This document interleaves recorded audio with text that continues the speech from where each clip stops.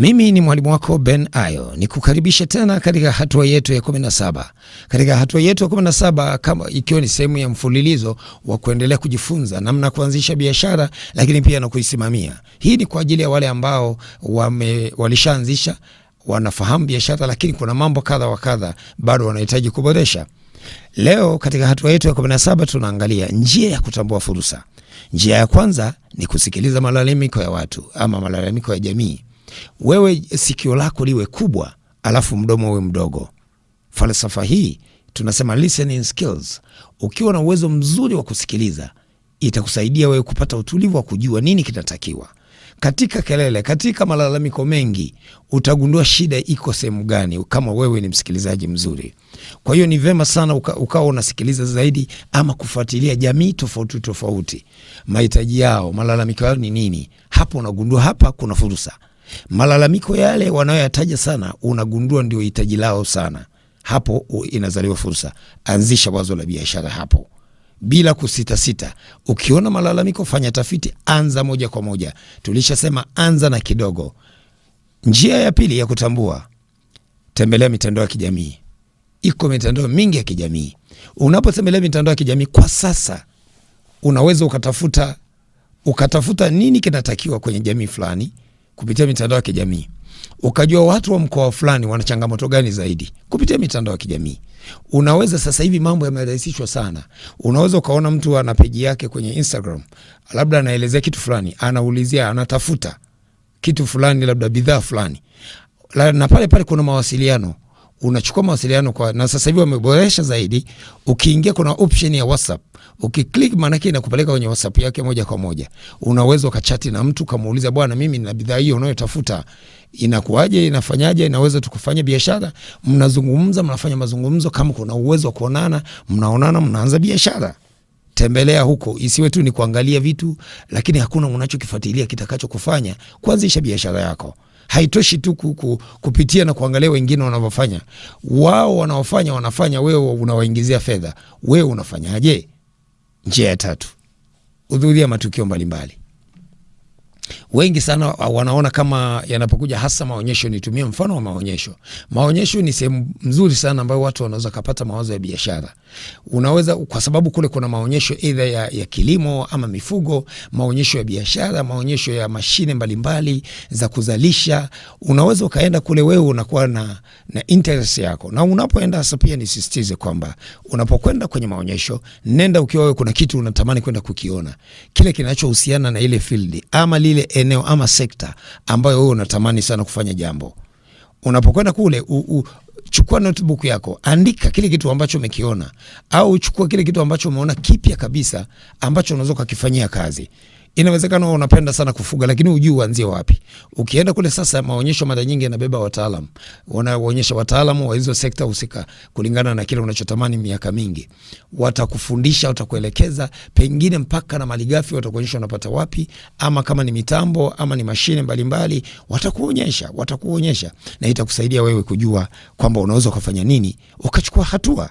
Lakini pia njia ya 4 ni maarifa na ujuzi fulani. Tafuta maarifa na ujuzi fulani. Unataka kufuga samaki, anza kujifunza kuhusu hao samaki wanafugwaje, wanapatikana wapi vifaranga, unapataje, nini kinatakiwa, vyakula vyake vinapatikanaje, kama ni kutengeneza, anzia hapo. Na usisingizie kwamba mimi niko kijijini, niko mjini. Kuna teknolojia nyingi. Ukisema unaanza kufuatilia samaki, utagundua kumbe kwamba unaweza ukafugia hata nyumbani kwako bila kuwa na shamba wala kuchimba kisima. Kwamba kuna mabwawa yanayohamishika, bwawa ambalo pengine ni ya kutengeneza, ama septic, yale septic tank, au kuna mengine ni ya vitambaa kabisa, maturubali mazito, ama ni lailoni, yanatengenezwa ya chuma na yanahamishika. Inawezekana uwani kwako, nyumbani kwako uwani, unaweka samaki wako pale, unafuga, unakula na familia, na ikiwezekana biashara unafanya vizuri kabisa. Kwa hiyo pia unapojifunza, fuatilia kitu unachotamani kukijua zaidi kwa undani, utapata kujua. Lakini pia njia ya 5 ni ubunifu. Ujaribisha bidhaa mpya. Inawezekana sokoni, wewe unaingia kwenye masoko, unashangaa mbona bidhaa, nikienda mkoa fulani naona bidhaa zipo nyingi sana, labda ni mikate au vitafunwa, mbona ni shida sana kwenye ile eneo unaloishi. Jaribisha vile vitafunwa, ingiza sokoni, jaribu kwanza. Nenda tafuta, anza jaribu ile bidhaa, alafu peleka sokoni. Anza kufanya majaribio kuliko kupanga na kupanga na kupanga. Lakini pia njia yetu ya sita ni ufuatiliaji na ufahamu wa mambo. Jiweke kuwa mtu mfuatiliaji wa mambo fulani fulani. Mambo gani? Yale mambo ambayo unayapenda. Unapenda public speaking, anza kujifunza. Unapenda mambo ya uandishi wa habari, anza kujifunza. Fuatilia makala zako ziwe hizo. Utashangaa sana. Kwa mfano, unakuta mwanafunzi anayesoma labda chuo, anasoma masuala ya IT, mambo ya kompyuta. Alafu ukifungua kompyuta yake labda unakuta kuna movie nyingi zimejaa. Yani yuko bize kuangalia movie, lakini ukuti vitu vya kiteknolojia, program mbalimbali zinazohusiana na teknolojia. Unakuta ni mwanafunzi ama ni mwandishi wa habari ama mtangazaji ambaye ameshachagua ile eneo, lakini kompyuta yake imejaa vichekesho tu, au imejaa vitu ambavyo haviendani na kile ambacho yeye anavipenda. Sasa ubunifu unaposema ufuatiliaji wa mambo, unakuwa umechagua eneo lako. Kama ni biashara, unafuatilia zaidi watu wanaofanya vitu kama vya kwako, waliofanikiwa zaidi. Itakusaidia wewe kuwa bora zaidi na kuendelea kujua nini uongeze kila siku. Dunia ya sasa inataka sana ubunifu. Na tunaposema ubunifu ni kwa kufuatilia na kujua. Hatua yetu ya 7 ni kufanya utafiti.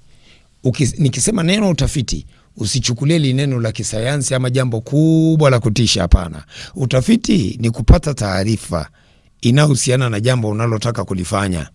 Sasa haijalishi unafutumia njia gani, lakini utafiti kwa namna na kwa maana rahisi ni kupata majibu ya kile unachotamani taarifa zitakazo kusaidia kutekeleza ama kufanya lile jambo ambalo unataka kufanya kwa ufanisi, ama kutatua changamoto inayohusiana na kile ambacho unakifanya.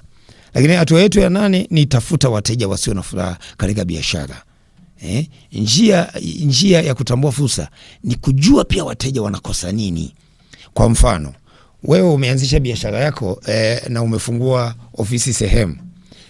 Ni mgahawa, umeona wenzio wanafanya, lakini unaona kabisa watu hawana furaha kabisa namna ambavyo ile huduma wanafanya. Pengine umekwenda mahali kwenye mgahawa, umeona jinsi wale wahudumu walivyo na roho mbaya.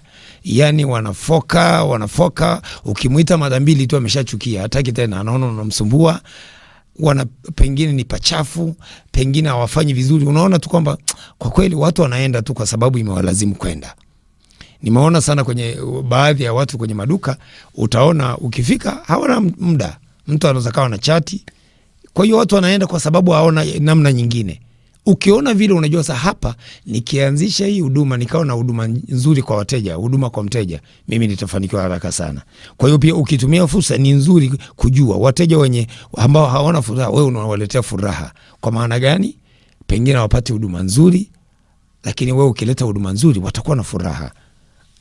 Njia ya 9, wasikilize wateja wako vizuri. Mahusiano mazuri, jenga mahusiano mazuri na wateja wako. Msikilize mteja mwanzo mpaka mwisho. Kwanza akifika ofisini kwako au dukani kwako au kwenye biashara yako, acha mambo mengine. Usijifanye uko bize na kitu gani? Yani unakuwa bize na nini? Yani mteja ndiye bosi wako, utake usitake. Yani akija mteja, cha kwanza msikilize. Akishika hiki, akauliza bei, akaacha, kingine, hata asiponunua, msikilize mpaka mwisho.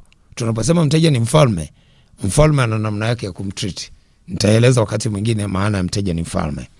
Lakini njia yetu ya 10 ni tengeneza uhitaji. Create demand. Tengeneza uhitaji wa kitu kwenye eneo fulani. Kuna watu wanahitaji bidhaa fulani. Sote ni mashahidi. Kuna bidhaa inakuja, kwa mfano juisi fulani. Juisi zilikuwepo nyingi. Inakuja fulani ambayo jina jipya kabisa, hujawahi kusikia hiyo ladha, na watu wanaipenda. Kwa hiyo hapo ulipo, ni kuambie leo, kuna mtu anahitaji bidhaa unaoifikiria kichwani kwako na hujawahi kuiona popote. Kuna mtu yuko anaisubiria. Utakapoileta ndipo ataipenda. Usikae naye kichwani, anzisha, leta. Hiyo ni njia ya kupata fursa. Asante, naendelea kusikiliza na kufuatilia.